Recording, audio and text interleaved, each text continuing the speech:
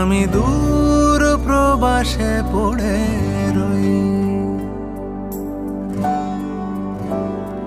জানি না কবে কিভাবে জড়িয়ে গেছি, ভাবি এবার নিজেকে ছাড়াবই।